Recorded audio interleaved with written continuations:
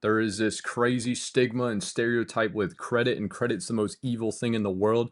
And credit is literally an amazing thing. You get to use someone else's money and you don't have to touch your own.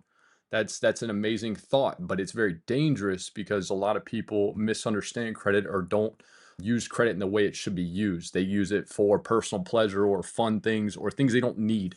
When I was 16, 17, 18, I didn't even know what credit was. I was told the credit's the enemy. You don't want to do this. You shouldn't have a credit card. And it hurt because when I got to 19, 20, and it's like, okay, well, I needed a car at the time because I wasn't doing that well. I'd had my first business, but it wasn't doing that well. I needed to get a car. So unfortunately I had to go get a co-signer, and that was a whole nother pain. So when you're 16, 17, and maybe you have to wait until you're 18 if you can't find someone to co-sign for you, but get you a starter credit card. You can go on any kind of credit card app on your iPhone, Android, whatever it is, and just look up like a starter credit card where you can get one that'll get you a $500 limit. And all you're going to do, simplest thing ever, is don't spend more than 10% of your limit. So if you have $500, what is 10% of 500? 50, right? So what you'll do is you won't spend more than $50 on this credit card every single month. So what you'll do is you'll buy gas once a month and pay it off instantly. So it doesn't matter. You'll start slowly building your credit. And yes, it's going to take time to build your credit, especially when you're that young. You usually starting at a very minimal credit. So they may give you $500, they may give you $1,000 as your first kind of like allowance per month. That's how much they might give you. And then from there, you can start building slowly and slowly. And then you can add in a second credit card. Maybe you go get a credit card that's a daily spender where they give you maybe a bigger limit, maybe 3,000, 5,000, or even $10,000. And maybe it has some cash back rewards where every time you spend on it, as long as you stay in that less than 30%, and it's better if you can stay less than 10% usage of your total limit.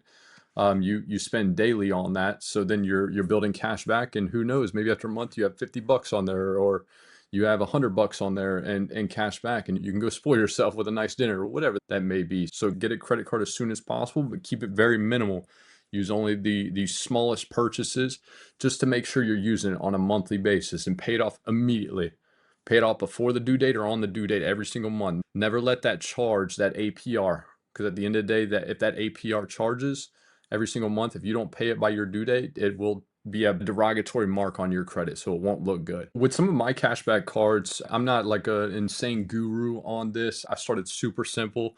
I just wanted an opportunity. Like I knew if I was going to spend money, I wanted to be like, okay, well, I want a little bit of residuals back on it for my business. For example, every time I fly or every time I get a hotel or if I get dinner or buying gas, whatever, I just wanted to know like, hey, I can get some money back because I had heard about cashback.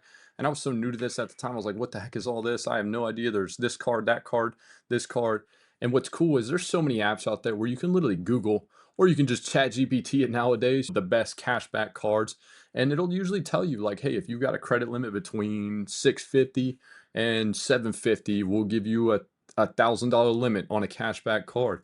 And you can go look up the best cashback cards, but anywhere from 1% to probably 4% or even 5% cashback on very specific things, maybe like travel or even your hotels.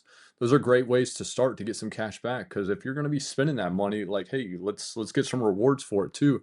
I looked at one of my other cards today. I hadn't looked at it in probably 6 months, and I had over $200 in cash back just because it's my daily spender on what I put my gas and my food on. So I was like, it's a no-brainer. Why not do that? Because at the end of the day, I'm spending someone else's money anyways, and they're paying me for it. So it was like, why not do that?